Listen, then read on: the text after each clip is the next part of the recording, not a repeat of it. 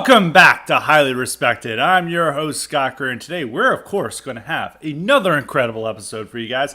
And there was a ton of news last week, so we're going to try to get through that and have some takes on that. I mean, last week there was just news after news item. There was just, an avalanche of this stuff that was just everywhere. There was just so many news. And even I'm looking back on it, sometimes I forget all the news. It's hard to remember, it's odd to think about this because it seems so long ago, but Trump was formally arrested last week and arraigned on his charges that he had been indicted the week before, and then we had discussed that on last week's episode. And then the next day he'd been formally arrested and brought into court to hear his charges.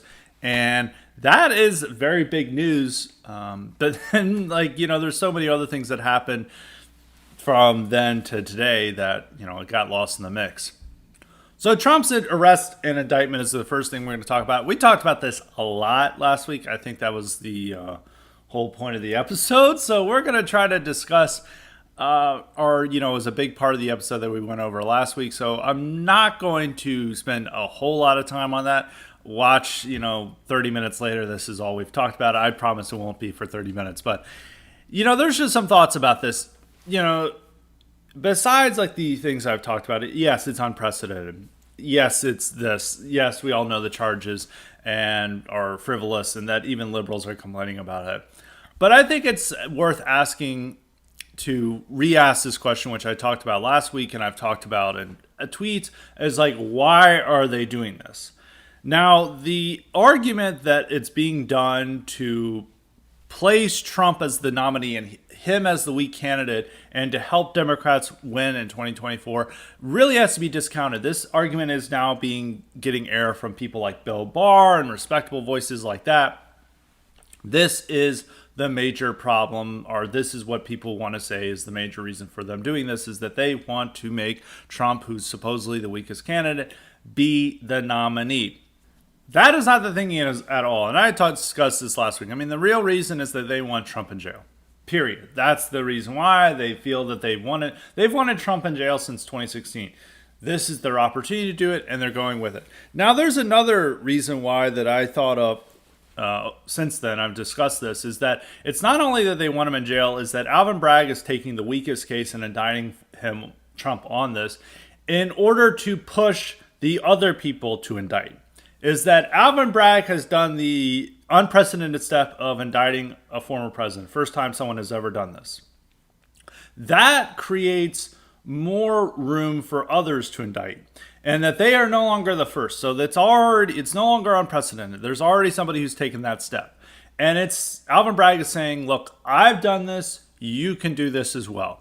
And this is sending a message to the Department of Justice that is investigating him, Jack Smith or whatever, the special prosecutor. It's sending a message to the Georgia people down there who want to indict Trump on, election interference or whatever. It's sending a message and telling them, look, you can do this. We've just done it. Why can't you? And maybe that creates, remove some of the hesitation that they may have to indict Trump. Now, the other cases, all these cases are not quite as strong. There's about 4 cases that are going against. I mean, there's a Stormy Daniels one, which is gone. I guess you have a 5th if you count the New York State investigation into him about his financial dealings, but they recommended that to the federal government. And I guess the federal government's not going after it. I don't know. Who knows? Nobody expected the Stormy Daniels indictment up until, it was leaked that they were possibly going to indict a few weeks ago. So maybe that'll come out there. But the 4 that they have is the 2 that are under federal investigation, which are his role in interfering in the 2020 election in January 6th. That's 1. And then 2 is his handling of documents. And then 3 is the Georgia one, which is done by some black DA down there who is looking into his alleged interference in the election there. So we have 4 that are areas of this. Now, there's more leaks coming out from the federal government saying that they're advancing on this, and they're clearly trying to build momentum for support on this. Is that every week they keep leaking out new information. It's like, oh, well, there's something that Trump did here, or this was really bad, or there's some difference that he had with his handling of classified documents compared to others. And so it's trying to build up the case to the media that Trump deserves to be indicted. Now, whether he gets indicted by the federal government is a big question because both of them are pretty weak. I don't know what the case would be for the main one, which they care about, which is about him trying to steal the election on January 6th, which they're leaking all this information saying that, like, well, Trump talks about seizing the voting machines and, well, that's a crime. But did he actually seize the voting machines? He did not. So this is essentially saying that Trump, talked about a theoretical crime, but he didn't actually commit it. And so it'd be simply saying, somebody talks about like robbing a store, but they never go around to do it and they move on from it. But you then arrest them like 3 years later for just discussing robbing the store, even though they had moved someplace and they had no intention of doing it. I don't know. You don't have really the crime committed there. It's somebody just discussing this. And I don't think that they're going to, I find it a very weak case to say that he tried to steal the election or that they did something fraudulent there. Because all the things that they complain about, he's like, he just, these were discussed in meetings with Trump. These weren't actual activities he did. And January 6th, even the, January 6th committee was, hesitant to recommend conspiracy charges and other things that they really wanted to get Trump with.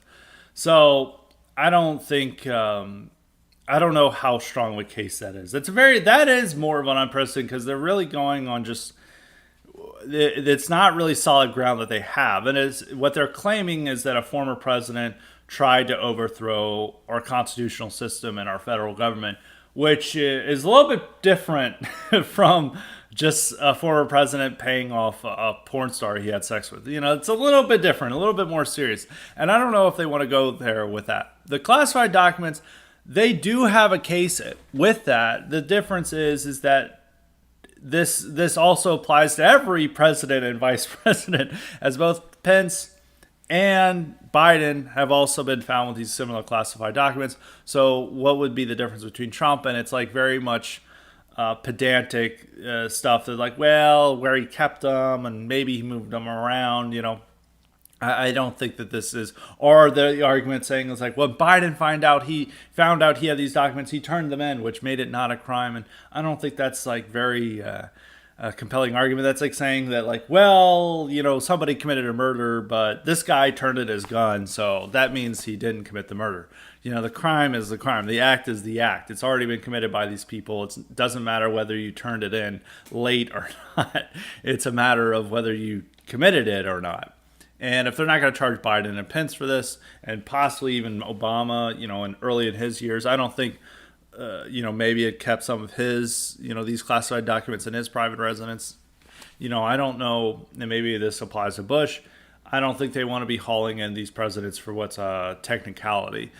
So I'm not that confident about the federal prosecution. I'm probably more confident. The Georgia thing, first off, based on the jury for a woman who is like, oh, yeah, we're charging him. And like, yep, this is totally, who came out to be like, yep, we've got charges ready. It may go to Trump and her making her, trying to get her 15 minutes of fame with this. And the fact that the DA is another, is a DMV lady, I would see that no matter how strong or weak of a case is, they would be more inclined to do this, especially with Bragg.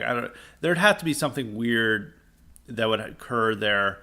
I mean, none of these are guaranteed indictments, but I feel that the Georgia one, based on those circumstances of who's like recommending the charges, the DA trying to bring the charges, I think that it might have a better chance of the federal investigation. But the federal investigation's been wasting a ton of money, and it's been wasting a ton of effort. I mean, they've been investigating this for over 2 years, and they've had to even switch up investigators. And, there you could say, well, Mueller, in the Russia investigation, he investigated for that for like 2 years, and that came up with nothing. True, but here I think they want to try something. So I don't know I don't want to blackpill people with saying like he's going to get more indictments, but I also don't know the situation. So I'm trying to be honest. I'm trying to say I don't know what's going to happen here. But the Bragg opens that Pandora's box of allowing more indictments. And I think it increases the encouragement for others to bring the charges against Trump. And especially if they're seeing like, well, this is actually increasing his popularity against in the Republican Party. He may beat the charges and he may become president. We're going to need a second indictment to ensure that he doesn't become president and ensure he does go to jail for something. And they're just trying to find whatever crime will do that. Now, as I've always argued, I think the indictments aren't going to help Trump in a general election. The indictment helps him in the primary. I mean, his poll numbers went up to, I mean, he's now in the high 50s in pretty much every poll. He was hovering around below 50 in a lot of these polls, but now he's like at 57, 58%. So it definitely helped him. The indictments help him. Well, at least this indictment. I think the others may help him as well. But it's going to be, it definitely is a problem in the general election. But at the same time, even without, some people may say like, well, we'll lose if Trump is the nominee. I think the fact is that the Republican Party is going to have to deal with the Trump issue no matter who the nominee is. That this is going to be a major issue. Now, if a Republican tries to ignore it, tries to say, in Florida, we're focusing on what's in Florida, with Ron DeSantis claiming that person's going to lose the base of support. There's going to be a significant number of Trump voters who are not going to turn out. And Trump is going to urge his followers to not vote for that person. And that person's not going to win. And there's the other problem where it's like, it's probably better for that Republican to say, I'm going to offer a full pardon for Trump if I become president. And we care deeply about his issues. That's going to put it in the voter's mind as well, because if he's on trial or having multiple trials, this is going to be one of the biggest news items in 2024. This is going to be all over the news. This is what people are going to be talking about. This is going to be at the center, one of the primary issues of the general election campaign, whether he's on the ballot or not. Trump is theoretically, metaphorically, is going to be on the ballot. And a Republican can't get away from that. And the only hope Republicans have is that Trump, if they want someone else besides Trump, is that Trump drops out and comes to support whoever the nominee is. And I am less certain of that. I've always was predicting this, back in the fall when he had this indictment. I think he may have so many legal troubles that he may just drop out.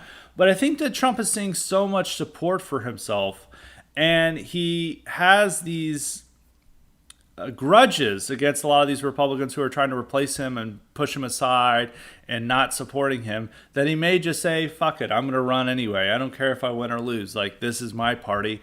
I'm going to make it the way it is.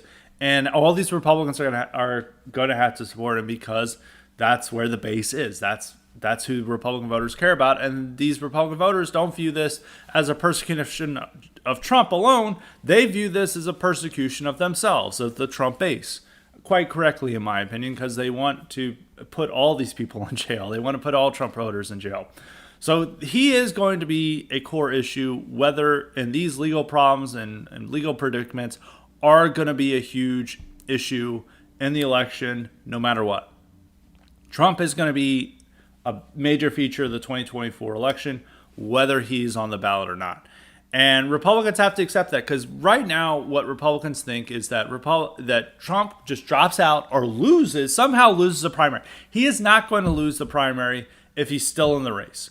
Nobody has the ability to beat him head on. All these candidates realize that they have no hope of challenging Trump head on. Like, even DeSantis does that. DeSantis does these like little passive aggressive replies in friendly news conferences, but he does not have the balls to go up to Trump head to head, toe to toe. He knows that's why he's waiting around for a while in the hope that Trump will drop out so he can enter in the race and not have to go up against Trump head to head. All these candidates are like that, even ones who are pretty anti-Trump, like Nikki Haley doesn't want to call out Trump or attack Trump.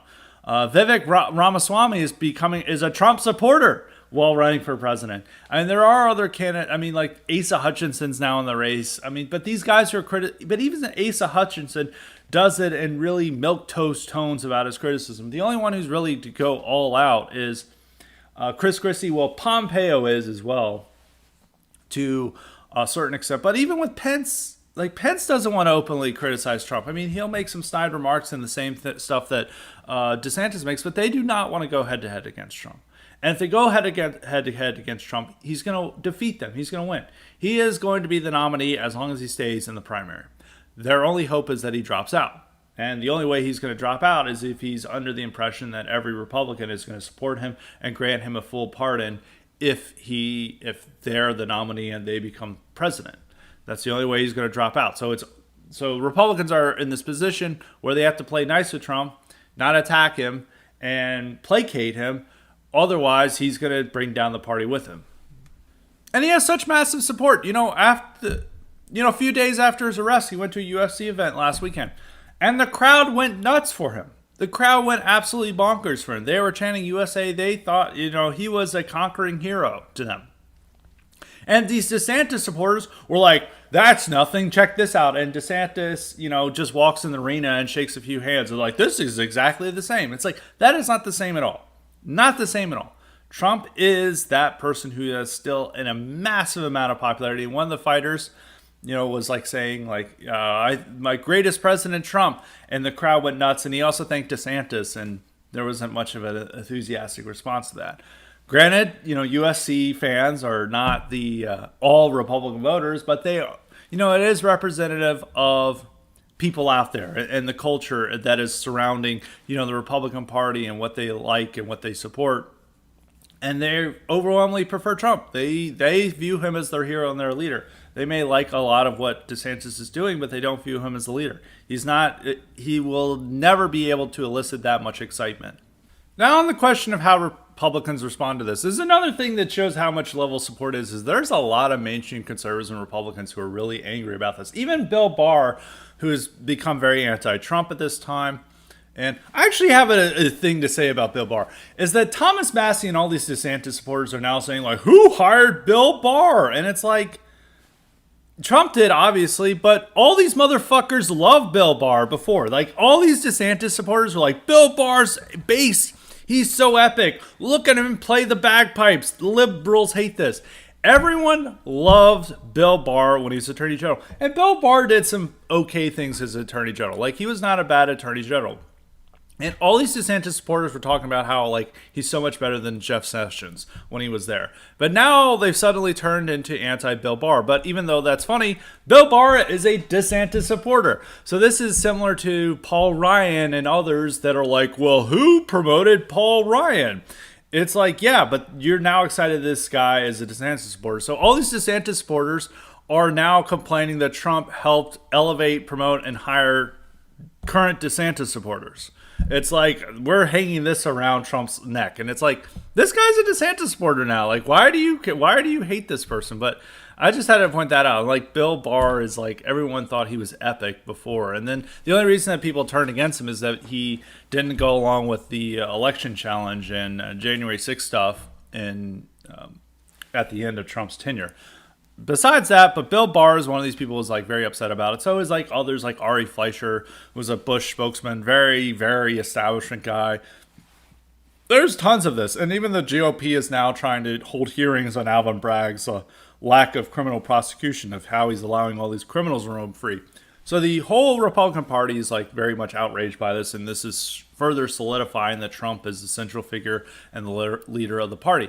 But a lot of these people are suggesting this idea, and Ari Fleischer proposed this as well, which I found surprising, is that Republicans need to respond to Democrats tit for tat for this, that they need to start prosecuting Democrat lawmakers, is that Republican DAs around the country needed to do this, and they the same way that Alvin Bragg. Now, on one hand, I think in a perfect world, this would be awesome. This is what we should do. But we unfortunately don't live in a perfect world, and what he's really suggesting is that a rural DA in Mississippi charge Hillary Clinton for Benghazi. And that's essentially what he's arguing for. That's what essentially the argument is for. Now, some people may be like, that's a great idea, but, rural Mississippi does not have jurisdiction over Benghazi. I don't think that there's going to be a legal thing. Also, a lot of these rural DAs aren't quite the smooth operators, as you would imagine. And most of what they're dealing with is cases that they're dealing with are not of this high magnitude.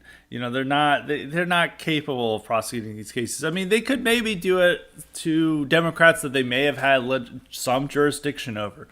Maybe they would have to do it. They have to find like a crime first off, and a lot of these people, it's like, I've never been to rural Mississippi before. Like, how could I be charged with something? It's like, well, we're charging you with the high crimes for Benghazi. Or they charge Obama for the latte salute. It's like, that was a desecration of our veterans and the Marine Corps. I guess they could do that. They don't really have the charges. You have to have something that you can claim as a crime and that you have jurisdiction over, which these rural DAs don't. I mean, maybe it'd be easier with urban DAs. The problem is that we have very few Republican urban DAs and the ones we do have are extremely moderate who are likely anti-Trump or not going to go along with this stuff. So you're dependent on these rural DAs who, a lot of these major figure Democrat lawmakers have never stepped foot in their jurisdiction. What crime have they committed? You're just going to have to like make up a crime. And this would be so universally unpopular that that it would backfire on Republicans if they ever try to do this. They're not going to do this, first off, because most of these rural DAs are at least smart enough. There may be some who try to do this against Hillary Clinton or Bill Clinton or one of them. Maybe they could do it in Arkansas for something. The Clintons have, that's a very conservative state. Clintons have been there for a while. Maybe they could find something on the Clintons. That's their best hope, but I would guarantee you it would be a circus. It would backfire. It would not send that message to Democrats, because a lot of Republicans, our conservative commentary is like, the main problem with Republicans that they're losing is they're not willing to use state power against their enemies. And on one hand, I found this is appealing to a certain extent because we've seen Republicans who've caved and capitulated on a lot of issues, and they're too willing to work with people, are willing to work with their enemies than they should. And so I understand where that point is coming from. But they don't understand how Democrats are able to argue for using state power in these means. The Trump indictment is not them. Like, when Democrats are arguing for this, unlike conservatives when they argue for using state power, they're not sounding like Shredder. They're not sounding like a cartoon villain. Where when Republicans talk about this, they're like, we're going to use state power to crush our enemies because that's what we do. We love power and we hate our enemies. And this is what the argument's going to be used for. There's no like moral justification. Democrats, when they use state power, they're not sounding like Shredder. They're appealing to morality. They're appealing to values that they hold dear. They're saying, we're doing this to protect democracy. We're doing this to advance equality. And that's the arguments that they're using against Trump. It's about protecting democracy. It's about ensuring that no one is above the law. They're not, Alvin Bragg is not getting up there in his Shredder costume talking about, I want the power. And I just read Carl Schmitt and I love power and I just want more of it. And this is what state power is. And then them just imagining that like all these people are like, what? They're just like cheering. Shredder says this shit, and all their cartoon movies, villains say this shit, and Marvel villains and all these stuff. Because the American people are going to know that's bad. Like, you're just like after power and stuff. That's bad, and you're just using these arguments for gaining more power and to crushing your enemies because you don't have any moral base or values. Which, not saying that conservatives don't, but that's just the arguments they're saying. It comes off as a villain.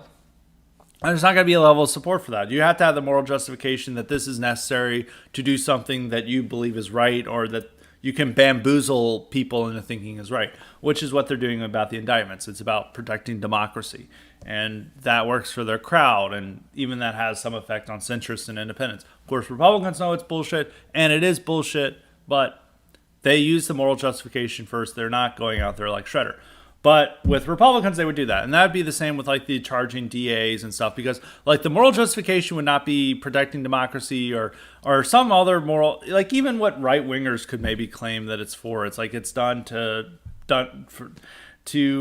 show that no one's above the law, or that we're cracking down on lawlessness and crime. It would just be like, well, we're doing this because they charged Trump and tit for tat. And people are going to be like, that's not going to be a popular position. That's not going to be a position that maybe people are going to hold, especially when they're going to have to find a crime. And we're seeing the pitfalls of Republicans using state power without having the proper justification, or a clear plan of what may occur once they do this with Tennessee. The Tennessee state legislature expelled 2 black lawmakers who had helped disrupt a legislative session with protesters. And they did this. There was a third fat white woman that they did not expel because one of a few, like, I think it was literally just one Republican felt that, like, there was some minor difference between her and the 2 black lawmakers, and that she voted against expulsion, which has now made it more embarrassing because now it looks like these evil white racists in Tennessee are banishing black lawmakers. And this thing, I would say this. I support that, like, expelling them. It's like they disrupted a legislative session. They have a supermajority. They could, taking this situation outside of its context, it's not bad. I don't have any moral qualms against it. I think, I can understand the reasoning behind this. But it's backfired from Republicans because all this issue is centered on the Covenant school shooting.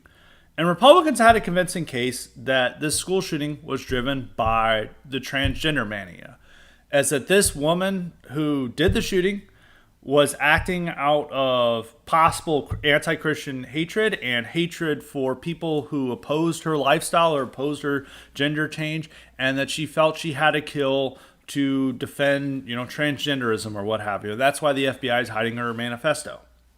It's likely some pro-LGBT reason that this is driven, and, the gender ideology is out there, inspired the shooting. And Republicans had a solid argument for this, is that this needs to be the focus of the shooting. Democrats were trying to push it into a gun control thing. And that was the battle that was going on, last week or before the expulsion, is that what is the real battle? Is that this is a battle over supporting, measures to contain and restrain the gender ideology menace, or is it something about gun control? But and that's what happened to the protests, is like all these kids stormed in, and these 2 black lawmakers or the 3 Democratic lawmakers helped them, join them, and they helped disrupt the session. And, it was helping to ensure that the gun control measure was at the forefront. But Republicans were able to push back against that. With the expulsion, it is now the real cause of the shooting, and the transgender element has been completely lost. Now the whole focus is on how the state legislature is racist. It supports the murder of children, and it's turned these, really the 2 who got expelled, into massive national heroes.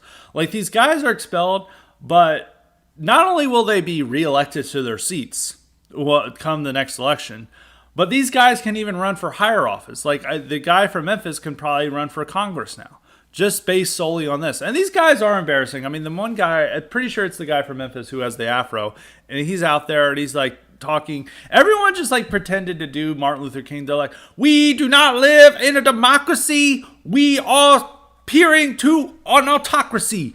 And I say to the Tennessee people, I am here representing your interests, but they are expelling me. And they're just doing these like kind of performative like acts. Like, this is so powerful. And it's like, this is like bad theater kid shit that's like happening. It's just so joke and just so obnoxious. And even the white lady is like, oh, the reason I wasn't expelled because of white privilege and racism.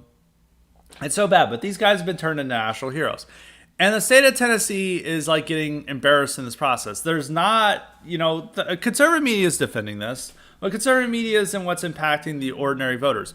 And also when you go, most people still get their news from like nightly news, or they open up to their website, msn.com, when they open up their web browsers, or, TikTok or YouTube. They're not getting, there's a lot of people when they go search for news, they're not getting like Breitbart and Daily Wire. They're getting the standard news bias and like the nightly news, both the local news or the national nightly news. And the national nightly news is covering these guys as heroes. And people who maybe not know a lot about this story are going to see like, wow, like Tennessee sounds outrageous. And maybe they sound even racist. And what's lost in all this, I mean, I'm not saying like that's going to happen no matter what. But I mean, what is the primary purpose of what Republicans should be doing in this shooting? And that is keeping the focus on the transgender element. The expulsions have ensured the transgender element is completely lost in the story. Like, the national media doesn't have to talk about this. This has been a godsend for the national media. They don't even need to talk about this. They just have to show that these evil white racists in Tennessee are so enthralled to the gun lobby that they'll punish any brave lawmaker who calls them out. And nobody is, I mean, conservative media is clearly making fun of these guys and knowing that this is ridiculous. But the average person, the entire media landscape is viewing these guys as the second coming of the civil rights movement. And for most Americans, unfortunately, they view the civil rights movement as like pure heroes, innocent heroes without any blemish. So I don't think it's wrong to expel them. And actually, we want them to be expelled if we could just use the reasonings. And people brought up an Oregon case where this state lawmaker, this Republican, had allowed in protesters and then they caused some damage there. I think this was like in December of 2020. And they expelled him. Little bit different case, but I mean, there's a little bit difference in that the guy opened the door and allowed them to come in, and maybe they caused a little bit more damage than the Tennessee one. But there is like there's somewhat of a precedent, and that they joined in disrupting this legislative session, and they should have faced any type of punishment. They should have faced some punishment. I mean, maybe putting a massive fine on them, obviously censuring them. I should have done this. I think is that the legislature, Tennessee state legislature is under siege. Like, it is being heavily criticized nationally from both the stuff it's doing on trans, the drag queen show ban, or drag queen show ban for minors. That, this is creating a lot of national attention to them, and like the national media is really hounding them. Their lieutenant governor became a national laughingstock when it turned out that he was liking and commenting on all these twink photos, and he's like an old grizzled guy who's like nearly 80, and he's liking these like really gross twink stuff on social media, and it's like creating all this embarrassment for Tennessee, and this adds to another bit of it. And it's not like Tennessee's ever going to turn blue, but it's creating a headache for them. And it's also setting up something, telling other states that they probably shouldn't follow this along. They shouldn't follow this thing because they're going to become the national laughingstock too. And for a lot of states, they should just say, fuck it, we'll go with it. But and a lot of times, like, people don't have the stomach to stand up for that, and it's creating this. But the most important thing is that Tennessee state legislature needs to be able to defend itself on a national stage. And everyone, of course, the national media is coming down against it. And with the shooting and all this attention that's going to there, and they really need to make the case like, look, this shooting is not about guns. This is about this poisonous idea that is getting into young people's heads and is driving them to kill. And this is what caused this horrible tragedy that took the lives of 6 people, including 3 children. That's the case they need to make. And anything that helps the national media ignore that and bury that slogan should be avoided. But that's what the expulsions did. I don't think that they realize this. And even the way they went about it is ineptly. Is like they were supposed to expel all 3 so they didn't accuse of being racist, but then they just expelled the 2 black guys because some of these lawmakers were stupid and like, well, I think there's a difference between the woman. And so they create some more of a headache for these guys. And so I think this is like shows the pitfalls of just like, well, we'll use state power and we'll just use it for our means. It's like, if you don't have that level of institutional support for it, if you don't have a strong moral argument for it, you end up becoming a center of mockery and ridicule, and it weakens your ability to do other things, and it constrains your ability to argue your case, and it distracts you from important stuff. Instead, really what the state legislature is doing here is it's not defending its strong stance against the transgender and gender ideology and all these terrible things against children. They're instead, having to defend their expulsions, and like they're having protests all around, and it's encouraging more protests at the state capitol. I don't think it'll amount to much, but it's a problem for them, and I don't think and so it would be a lot of problems for Republicans. And some say, well, like, you're always going to have these issues. Yes, but you need to make a clear cut argument for this, and it has to be supporting your larger goals, your larger political goals. It's not supposed to be undercutting and undermining those political goals, which is what has happened in Tennessee, and it was what would happen in the DAs with the Trump, like, retaliating against Trump. I just think that idea is so ridiculous that it's not going to happen. And if it did happen, it would be a complete clown show, and it would backfire immediately. That's not to, once again, not to say that, like, oh, we shouldn't do anything. It's just like you have to be smart and tactical because of the situation we're in. The left has complete controls of the institutions, and they're able to cajole and push people in a direction through moral persuasion and moral power.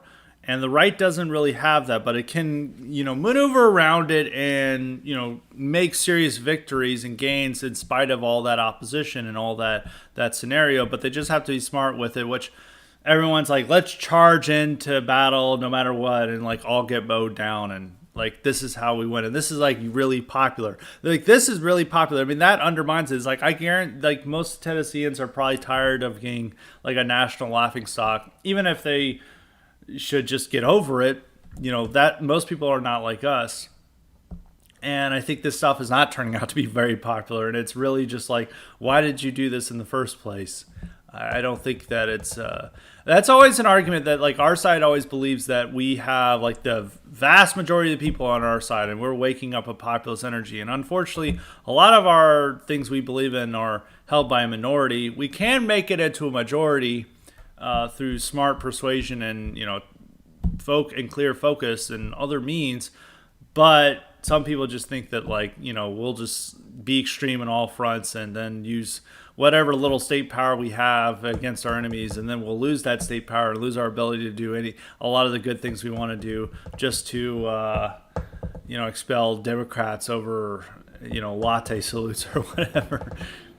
Now that brings up elections and what issues are going to be there. Is that there was a big Wisconsin election last week, which had odd results. One, Republicans won a supermajority in the state legislature. They have a Democratic governor, but they do have a supermajority now, which is a very good sign. Or I think it was the Senate that they got a supermajority in. So it's a big deal. There's a bunch of proposals to strengthen and toughen bail rules. Those overwhelmingly pass. So that's showing that the Wisconsin public wants law and order. They do not like these light on crime policies, these soft on crime policies that Democrats love. That's all good. But at the same time, Republicans lost a blowout in a state Supreme Court race. A very liberal judge, Janet Protasiewicz, I guess that's how you pronounce it, beat a conservative by over 11 points last week in the election. And this is what's been generating most of the attention, is like, why did this happen and what's caused for this? And some people made concern, is that saying that the Republicans didn't spend enough money on this and that they didn't show enough concern. In reality, Republicans pushed in millions of dollars into this race. This is a state Supreme Court race. They put in millions of dollars into it. They put a lot of focus on it. It just wasn't getting a lot of attention from the commentariat prior to the week before leading up to it. And then they're like, oh, this is an important race. Twitter didn't focus on it, but Republican Party was actually putting a lot of money into this. So I retweeted somebody saying that, but they actually did have a lot of focus on this and a lot of concern over this. It's just that, Twitter wasn't paying attention until the, final days. DeSantis supporters and never Trumpers are claiming Trump lost the election, which the Republican candidate did not want Trump support. He specifically asked Trump not to support him. He didn't bring up Trump, and even the liberal who is facing against didn't really bring up Trump that much. But Trump lost his election. I mean, it's the same what they did with 2020 or 2022. Is like, Trump lost it. It was all centered around Trump. Even in candidates who didn't ask for Trump support, he lost their election somehow. Some of it they're trying to claim is the claims about election rigging and other things, which this is news to me. Is like all these DeSantis supporters were, for all time, we're talking about election rigging and then blaming Trump for not doing anything about it and how Trump should have just overthrown the government in 2020. But he didn't have the guts to do it. He was afraid of using state power. But now they're switched it and now saying that the claiming about election rigging is losing elections, which is complete 180 for them. There is a problem with that.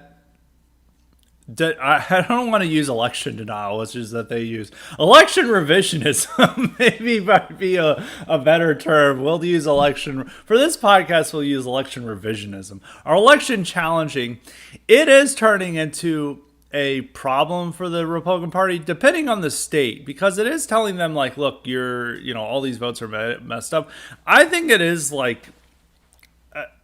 I think I understand the reasoning that comes behind it, and this is very impactful for Republican voters.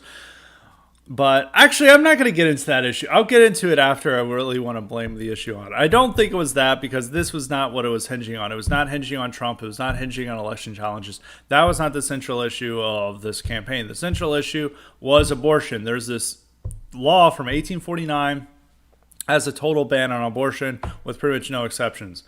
And the Supreme Court was going to hear this law. And the liberal, and the Protasiewicz, or however you say her name, was like saying like, the Republicans are going to keep this law in place. I'm going to vote to overturn it. I promise you that. And that was her chief pitch. And she won by over 11 points. In an election where Republicans won a supermajority, and an even larger majority of Wisconsinites voted for law and order at these bail proposals, these bail reforms that they had. So this is the issue that came out. I mean, otherwise, the Republicans had a great night in Wisconsin outside of the state Supreme Court, which now can overturn some of the decisions that the state legislature wants to do. So this is an issue that a lot of the right, I mean, both mainstream right, mainstream conservatives, dissident right, they don't really like to discuss. I discuss this, and people get incredibly mad about the comments. So I'm not gonna go off. I remember when I did this discussion about after the 2020 election, explaining that abortion had a negative impact for Republicans. People would just get really extremely mad and said actually the problem was that the Republicans weren't pro-life enough, which is a curious argument, but it's not held up by any evidence. And there's a lot of factors that go into the Republican loss in 2022. But if you want to look at what changed, is that going prior to the June Dobbs decision, Republicans looked poised to have a massive win in the 2022 election. Then the polls changed, and then they had a disappointing result. They won the House. They lost. The Democrats gained a seat in the Senate. They gained a seat, a majority. They increased their majority from 50 to 51. And it's very disappointing for Republicans, as it looked to be a historic election for them. And like all these polls are like, we've never seen figures so high in favor of Republicans. And then Dobbs happened. And not all states did this have an effect, but I think it definitely had an effect in Pennsylvania. It had an effect in Michigan. It had an effect in some of these congressional races. I can guarantee you that in Virginia, there was a race that's like just outside of Northern Virginia or just outside of the D.C. suburbs. It includes some of the D.C. exurbs, whereas between Abigail Spanberger versus this Hispanic woman, I think her last name was Vargas, and all the ads that Spanberger was airing were about Vargas being an abortion extremist and that she's going to take away your right to birth control and all these things. This is the number one message. And Spanberger should have lost. She should have lost that race, but she won. And it was due to this abortion issue. So there's a lot of congressional races. There are other factors too. I think in Arizona, abortion may have played a role there in elections they should have won. In Nevada, they should have won. But I mean, some of it was also these election challenges, which for whatever reason, I want Republicans, it's very popular among Republicans, but for whatever reason, centrists and independents don't like this rhetoric.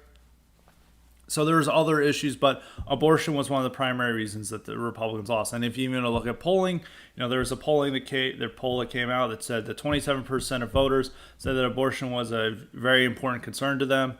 One of the second only to the economy, and the breakdown of that was roughly 3/4 said that it motivated them to vote for Democrats versus only 20 low 20s that issue motivated them to vote for Republicans. And the Wisconsin race is another example of this. And where this issue, I felt that in 2022 was the one election that may have a huge impact. And I've always said that for the pro-life side, the correct argument is not to deny facts.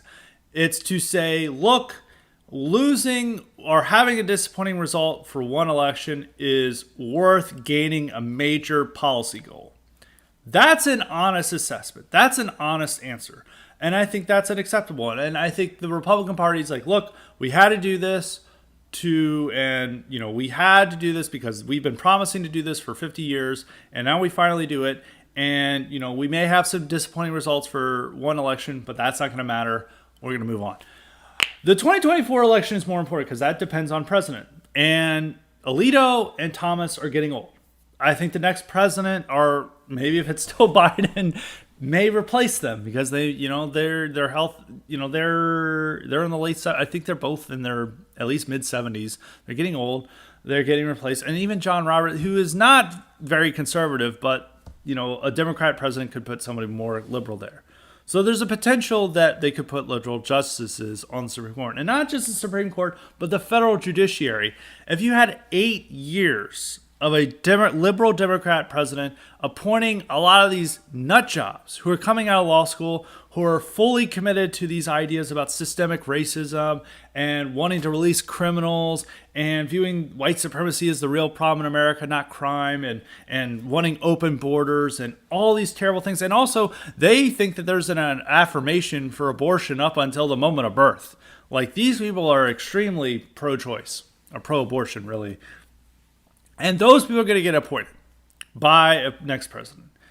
And so this becomes an issue where if they lose 2 elections due to this issue, there may be a problem. I think there's it's not like to say that Republicans should be pro-choice. It's just that they need to wait until 2025 till pushing this stuff. They need to wait. They need to be smart because,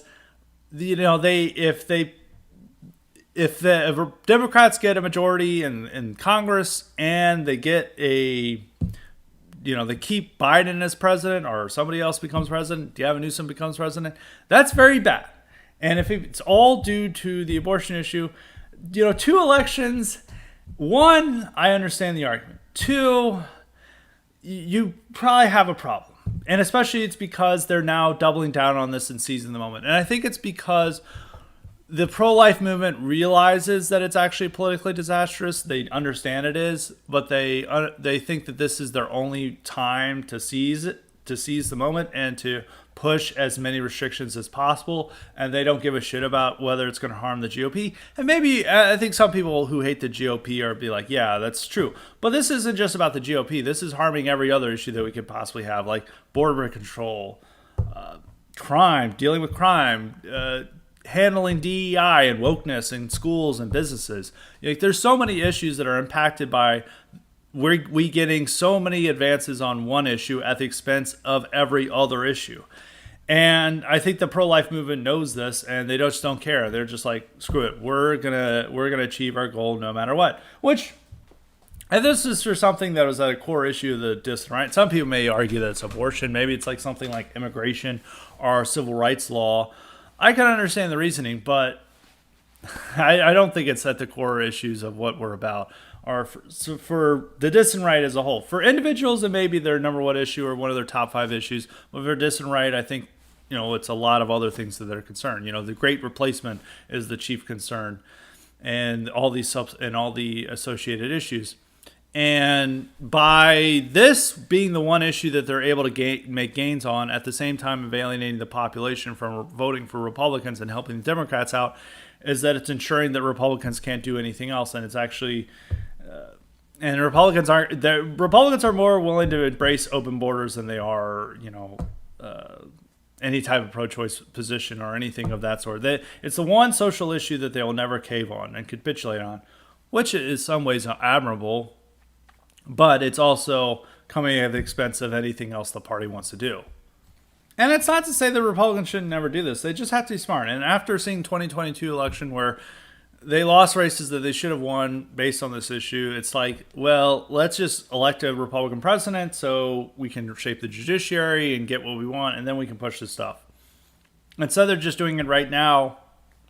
And it's probably even the Texas ruling about banning the abortion pill, which, you could say that it should be done, but this is going to ensure that this issue may even be a bigger issue for 2024 compared to 2022, especially when there may be states that are prosecuting people across state lines to get an abortion.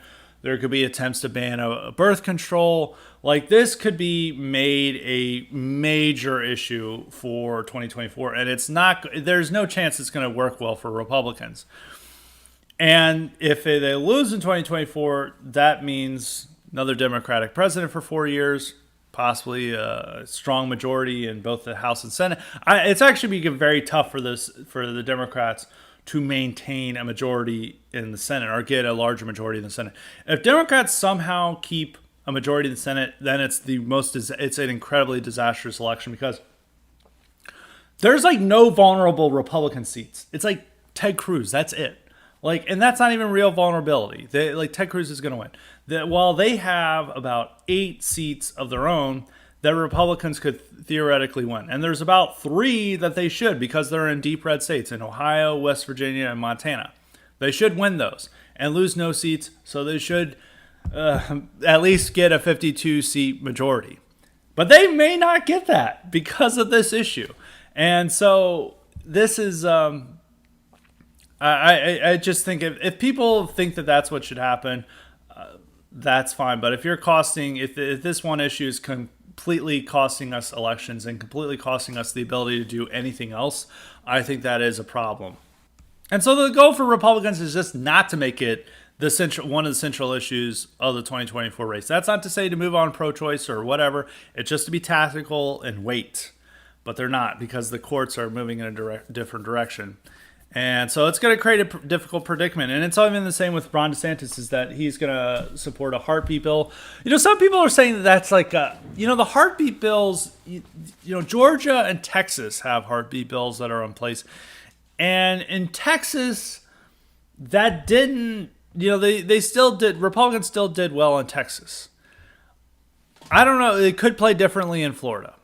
And I don't know how much that's going to play well, but DeSantis knows he doesn't want to sign this because he doesn't want to because he's thinking about the general election, and he's smart enough to know that this is going to be a problem with the general election. But he knows if he vetoes it, he ends his chances of ever winning a Republican primary. Because his chief support base is conservative media, and conservative media cares more about abortion than the general base does. The base is pro-life, but it's not one of their major issues. Conservative media, it's one of their major issues, and so is with the activist base, or the activist organizations, people who do this full time. It's one of their chief issues. And all those people are the reason why DeSantis is talked about so much, because conservative media pushes puff pieces about him, and all these activists are like, he can win, he can do all this stuff. And he would lose the support of those people, and so he would be done.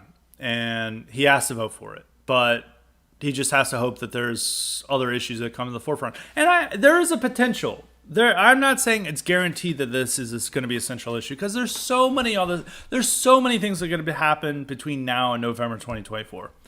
The economy could crater. There could be a new war that starts. There could be just maybe that the border crisis becomes so bad that becomes takes over everything else.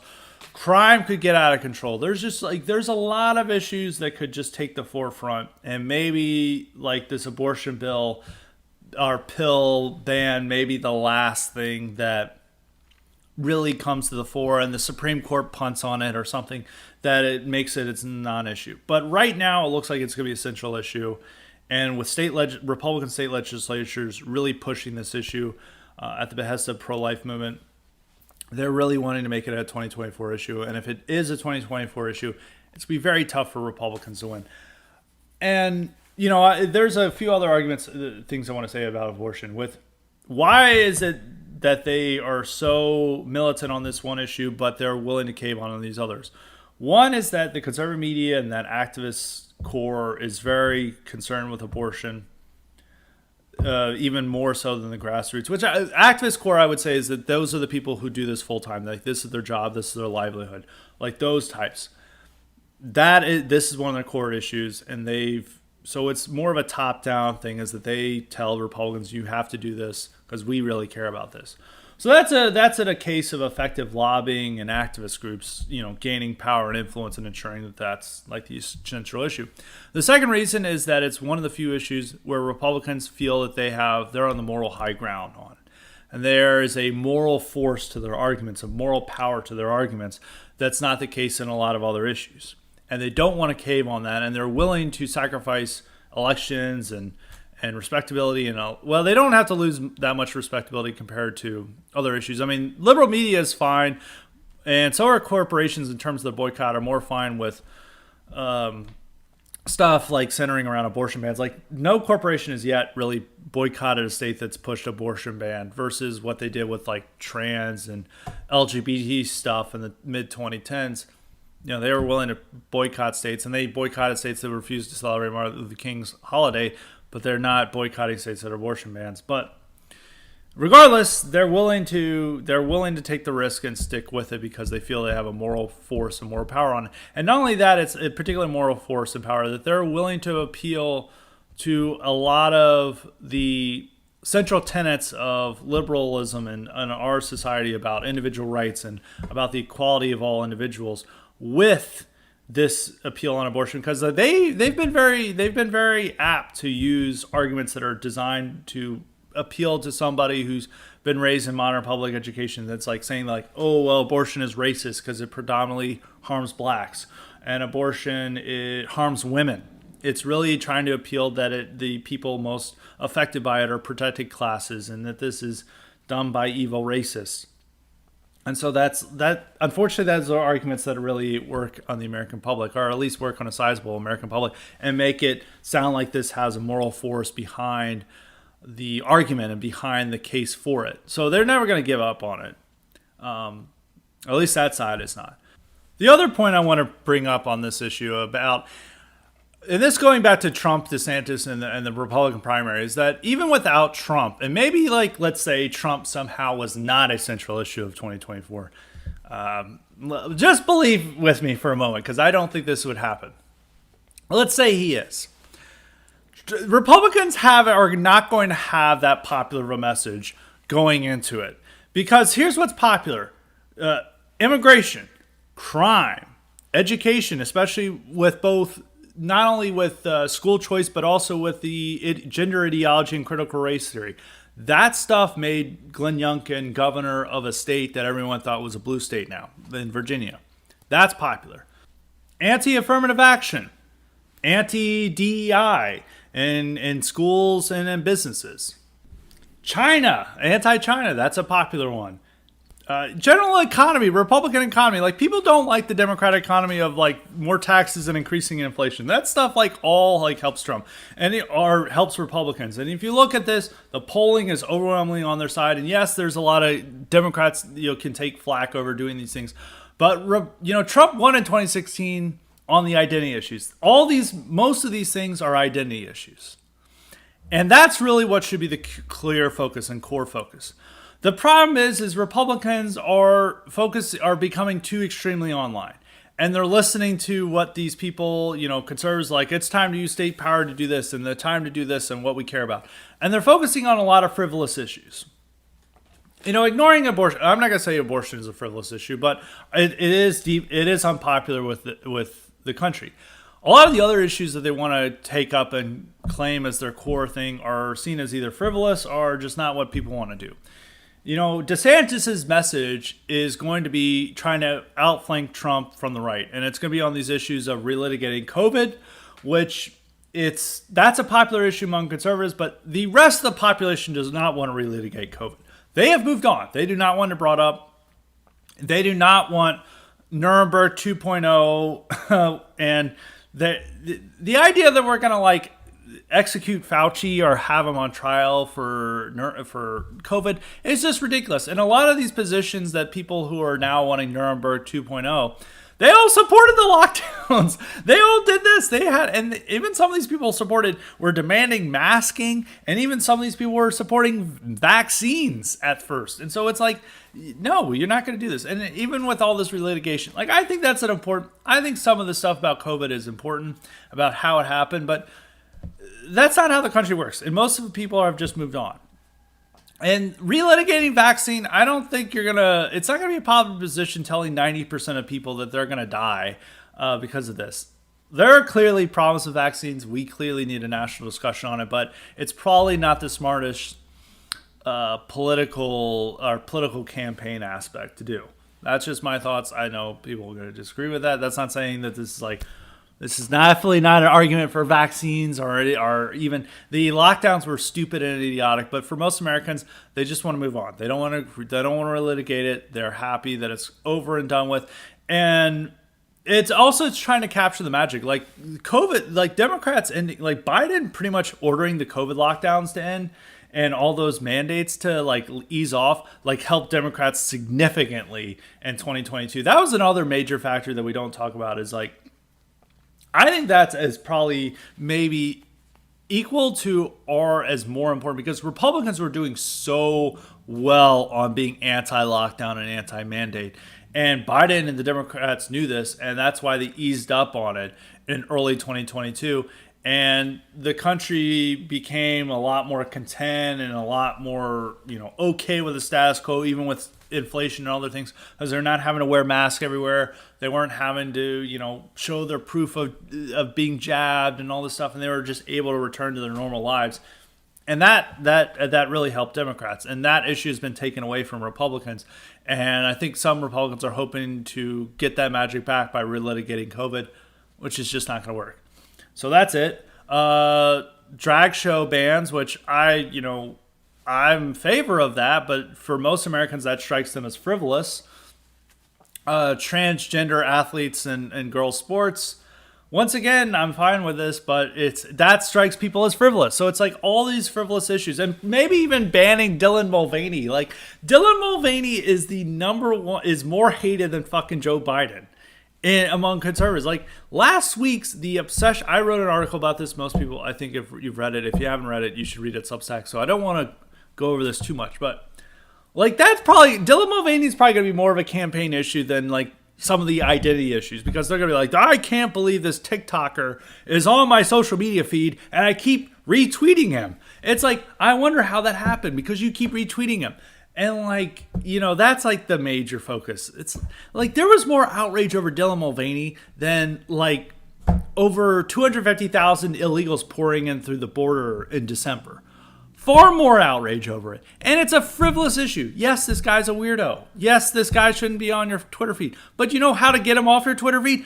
By stop retweeting him. By stop tweeting out the content. Like, it's not important. It's frivolous. Like, there's enough things to get blackpilled and angry about. Dylan Mulvaney should not be one of them. All right? We've heard enough. Like, it's weird that all these brands are endorsing him. We don't want his ugly face. But you know what? A lot of brands would stop endorsing him if you stop retweeting him. So that's like the thing, I think. But that's like going to be one of the issues. So it's like Republicans could come into the 2024 race if there's not a significant economic downturn and be obsessed with frivolity and issues that people don't care about or the centrists and independents don't care about. And they're just doubling down on this stuff. And they go in and even without Trump, they have like some uncharismatic person who, wears heels to mask the fact that he's 5'9". And they push this person out there. He gets horribly beaten by the liberal media, mainstream press. And then he's just like obsessed with frivolity and frivolous issues. And Democrats could just say, like, look, we're the normal party. We're not obsessed with this frivolity and extremism of Republicans. And another thing that helped Republicans, or looked like it was going to help Republicans in 2021, and it did help them in 2020, is that they were able, 2020 is supposed to be a catastrophic loss for Republicans. Instead, it didn't turn out that bad. I mean, some of the things afterwards it turned out bad, but it wasn't that bad at first. And it was because Republicans were able to point out Democrats and say, look how extreme they are. They wanted to fund the police. They want reparations. They want crime everywhere. They want lockdowns for 10 years. They were able to project them, and they want crazy stuff taught to your kids. They were able to show that they're the extremists. With now in 2024, even though some of the stuff the Republicans are pushing I think is fine or I support, But among citrus and independents, it's able to going to create that Republicans are not concerned with the issues that matter to you, and they're extremists and they want to do these weird stuff, while us responsible Democrats just want to keep life normal and the status quo and keep you right on track to watching your favorite football team play on Sunday. That issue, I think Democrats at this moment they may be able to do that pitch as long as there's not a severe economic downturn. Severe economic downturn completely changes the election. It's going to help Republicans. If there's not a severe economic downturn, at this moment, it does not look good for Republicans. I think only Trump has a real clear message for getting the Republicans back on track to talking about the identity issues, not being obsessed with frivolities or things that are focusing on things that may alienate majority Americans. He instead focuses on the things that the majority of Americans support, that a lot of people don't want to bring up, and he's able to hold those issues. And he could maybe even be the one to really push Americans against reparations, which Democrats are probably going to run on.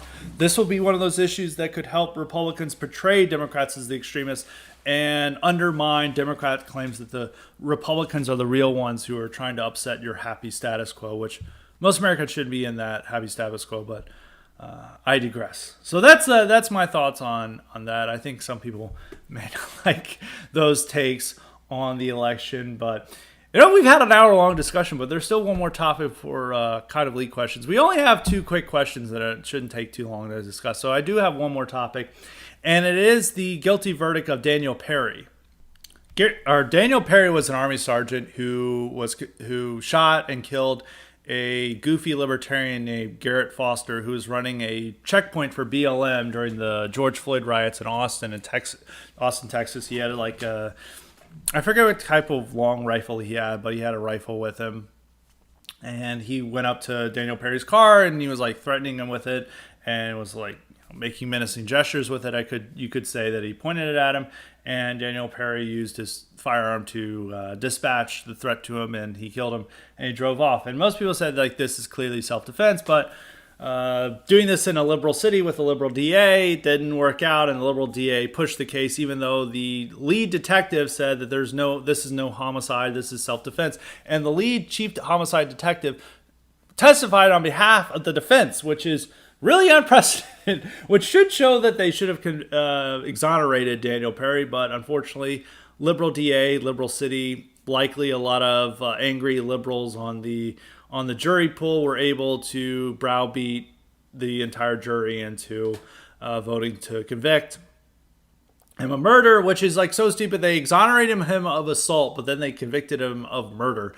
And it's such a ridiculous case. But fortunately, this is one of the big white pills from the case, is that Greg Abbott is demanding a pardon for him, and he is pushing his pardon board to do that. The governor doesn't have the ability, the Texas governor doesn't have the ability to automatically grant a pardon. It has to go through the pardon board. But him pushing for it and saying he supports it is a big deal, is a very big deal. And I think that's it's a very big black pill that this guy who acted in self-defense got convicted, but it is also a white pill that a governor would do this. And I actually think, I brought up DeSantis, but I think Abbott and Texas are way better than Florida and DeSantis and what they do. But the difference is that Abbott is usually pushed by his legislature or his attorney general or other forces rather than him leading. But Texas is doing way more than Florida. Texas is about to push a law that will allow the state to enforce immigration law, which would be a huge, huge deal, really big thing. But everyone's talking about DeSantis's supposedly tough immigration package that he has, which really amounts to nothing except for, he's getting rid of in-state tuition for Dreamers or special tuition benefits for Dreamers. Who cares? Whatever. I guess that's nice. Mandatory E-Verify is good, but that's the only part of the package that's really worthwhile. Everything else is hospitals have to report immigration status. Which is nice, but it's not that big of a deal. Having a state being able to force immigration law is huge. And Texas even had a much better anti-tech censorship bill and many other things. All these are digression, I know, but I just want to get that out there. And I think that this asking for a pardon of Daniel Perry, while Ron DeSantis has never spoken up for the many J6ers who were arrested from his state and actually has supported their arrest. I think that says a lot. Abbott's not great, but Abbott, I think, in a lot of court cases, proves to be better than DeSantis. And this is one of them. And I think that's very good. So it is becoming a problem with self-defense is that you're not able to practice self-defense in a lot of cities and a lot of areas. And this is also coming at a fact that like Texas has some of the best gun rights laws on the books. You know, you got open carry, it is one of the best states for gun rights. But the point of gun rights is to give people the right to self-defense.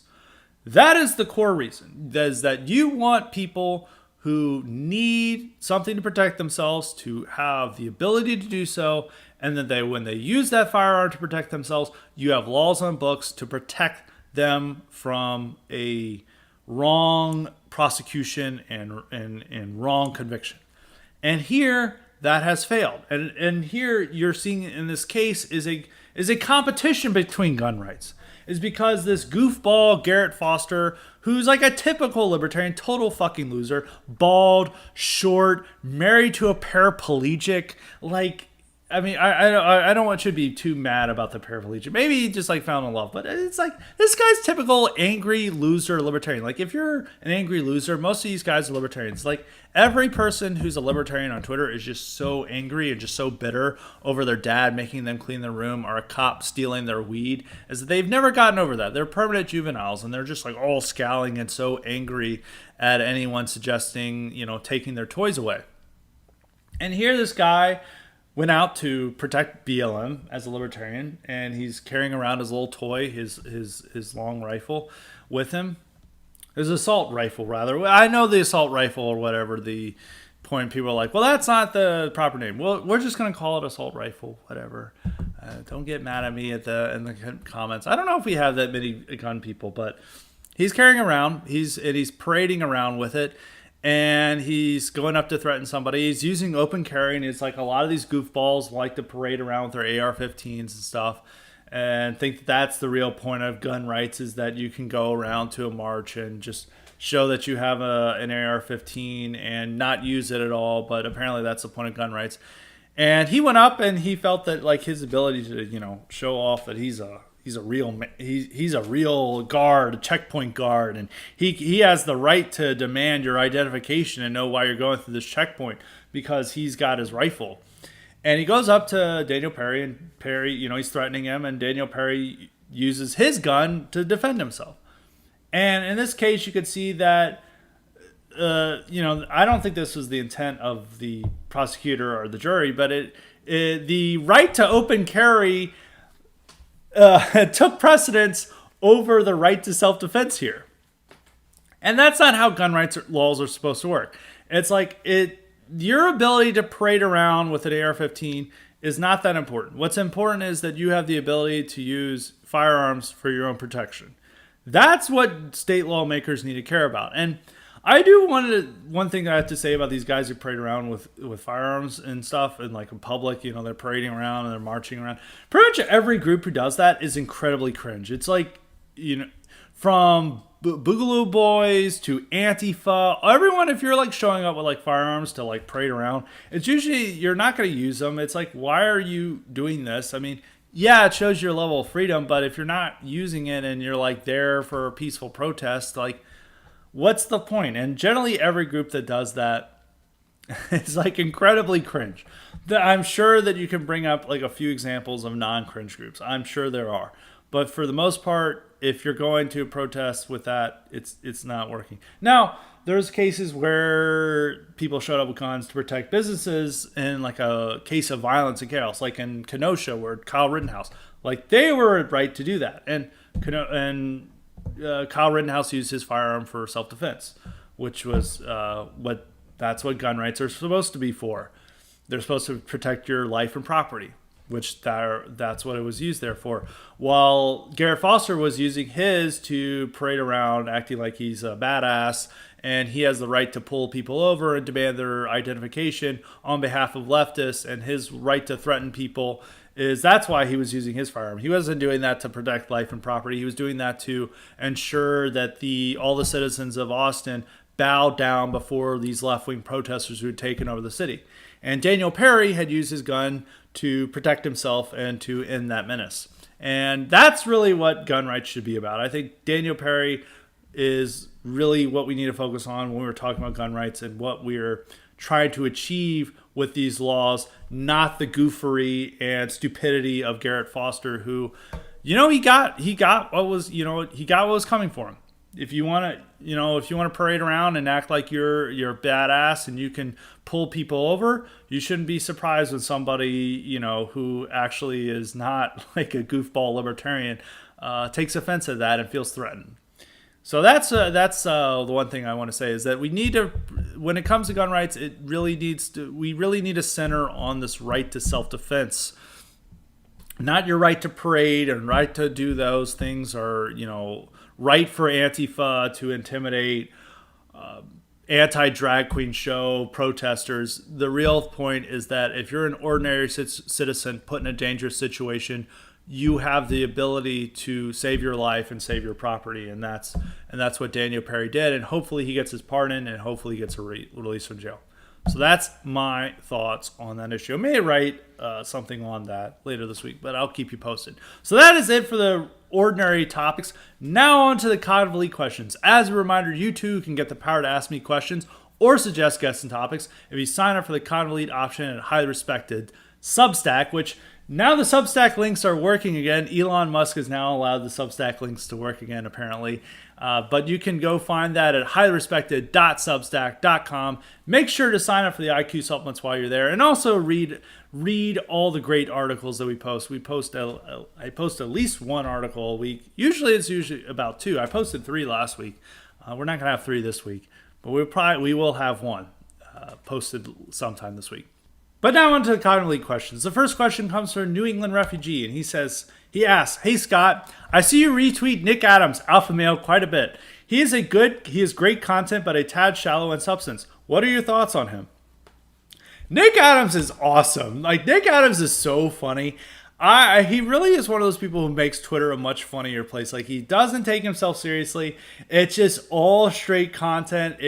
And he single-handedly just made Hooters a meme and all this stuff. Like, I think he's funny as shit. And actually, the funny thing is, I've met Nick Adams a long time ago, 9 years ago, when I worked for my this publisher, WorldNet Daily, one of my first jobs, and this is actually the job I had before the Daily Caller.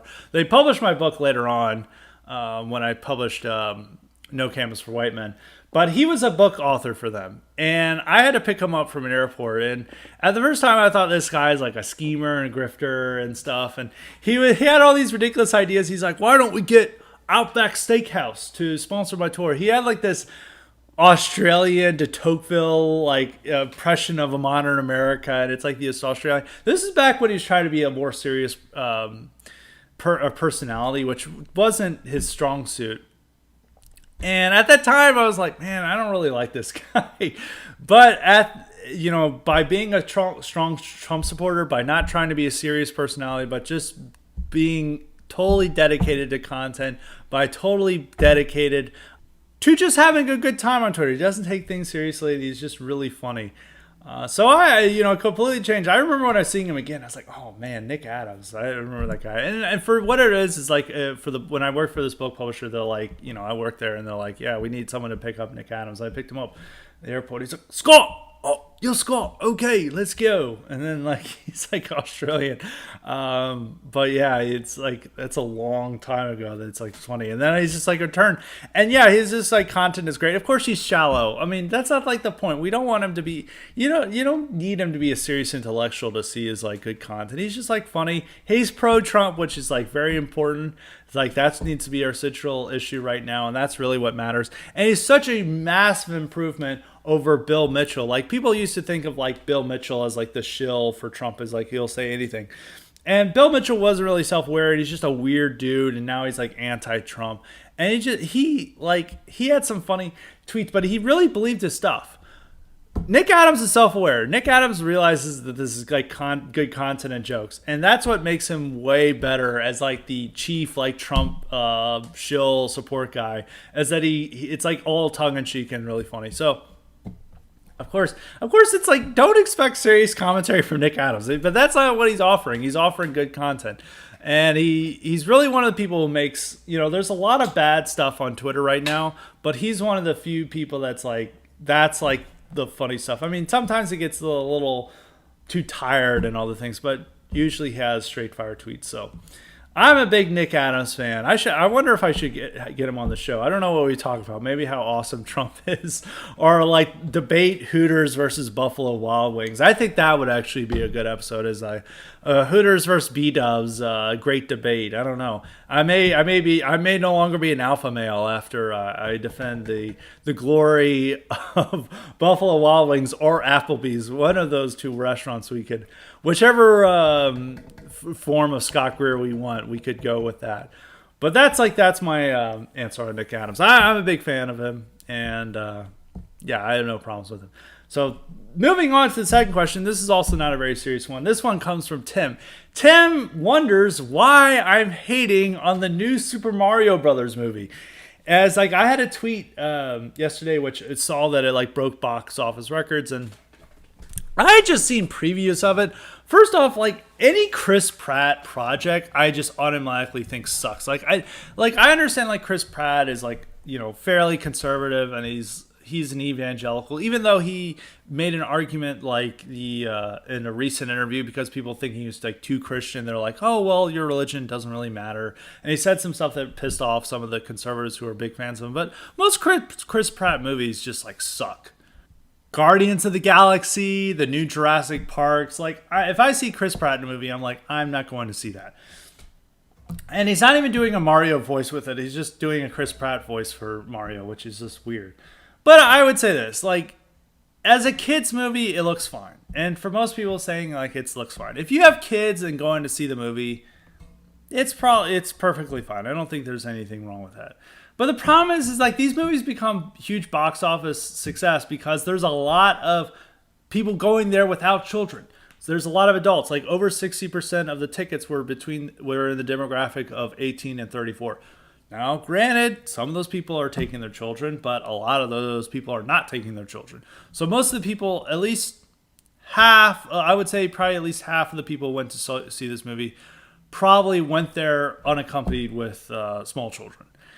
And a huge problem in American culture is that we're obsessed with children's products as adults. Cape shit is the number one most popular type of movies. Like, people continue watching children's cartoons and turn into their adulthood, into their 30s. And there's at some point where you're just like, let's grow up. Let's not be stuck in children's media, okay? Let's like move on. And the movie like itself, like just by Chris Pratt's presence and other things, like it's gonna be corny and cheesy for like adults. Like, I know that there's not a lot of movie choices out there right now. Like, a lot of movies suck, but getting really excited for the Super Mario movie, it's still cringe. It's still like part of this like cringe soy jack thing. Yes, let people enjoy things. I mean, it's probably not the worst thing in the world. If you had to choose between a Marvel movie and Super Mario Brothers, I would say that. Actually, there's actually a better choice. If you had to choose between the new Dungeons and Dragons movie and Super Mario Brothers, and you want to go see a movie, I'd probably defend the Super Mario Brothers movie. The new Dungeons and Dragons movie looks terrible. I can't believe people are seeing this shit. It's considered a mild box office success. It's not a smash box office success. I was looking at its box office records. It's on the verge of whether they wanted to make it into a franchise or not. And it's done well. I looked at the previews. It's like, this movie has to bomb. Like, this movie looks idiotic and just stupid, and it's all like snark. Like, people like make fun of a lot of these video games where they become overly snarky and ironic and like self-aware, like very Reddit-fied. And this movie is like extremely Reddit, like even the previews and stuff. And it's like, there's a bear owl, like that's so random. And I was just like, man, I can't believe this. But it's a successful movie. And I'm like, this is outrageous. Fortunately, the new Shazam movie was not successful. So comparing to those three choices, like the new Shazam, which is bombed, the new Dungeons and Dragons movie, which there's been Dungeons and Dragons movies in the past, I'm pretty sure. Maybe if I'm wrong memory, but the Dungeons and Dragons movie and the new Super Mario Brothers movie. If you had to pick a movie, I would say the Super Mario Brothers movie is probably better. But also, it does say a lot that America's like whole media is just like centered around like childhood or just like things that people enjoyed as children and they don't grow out of, and they continue to do like wear shirts and stuff for this children's media well into adulthood. That's more the problem with Super Mario Brothers. And I liked Super Mario a lot as a kid. Super Mario World was the first video game I ever played. I love Super Mario World. I played that into college, is like because I loved playing more Super Nintendo games than more advanced video games, because Super Nintendo games you just turn on for 30 minutes. Doesn't take a lot of thinking. It's just like your mind off things for 30 minutes to an hour, and you can just do that. So I like playing that. Super Castlevania 4, Street Fighter. Even when I was like a college student, as just a way to pass the time, like during studying for finals or something, just play something for 30 minutes. But like I understand that. So I was like a big Super Mario fan, but getting really excited about it as like a 30-year-old single adult, there's still a level of cringe about it. Granted, if you're just like wanting to go out to see a movie with friends and your choices are that, Shazam, or the Dungeons and Dragons movie, I would probably go see Air. Actually, the Michael Jordan by the one about the shoes. Actually, I would probably go see that. I know that's a big violation of the Greer Head Pledge, but I'd probably choose that movie right now. I was looking at new movies out. People were actually mocking me that's what I would suggest, but actually I would suggest going to see that. But if you didn't want to go see that and your choices are between those three movies, I would say Super Mario Brothers is probably the most popular choice. But you gotta admit, the larger problem outside of Super Mario Brothers, which is not the worst expression of this, is that American cultural taste is terrible. The American public just likes complete shit. I mean, it's why they watch like Fast and Furious and the Marvel movies. And I know people hate on this stuff because like most of right-wing Twitter wants to defend like the most ridiculous normie aspects of like American society and like the worst like slop out there. Whatever cultural products there are, and they'll just go, it's like, you're a nerd for not liking this. But, like, let's face it, this is true. But Super Mario Brothers is not the worst example, but I do think it's still a little weird that 30-year-olds are going to get excited for the movie to go see it without children.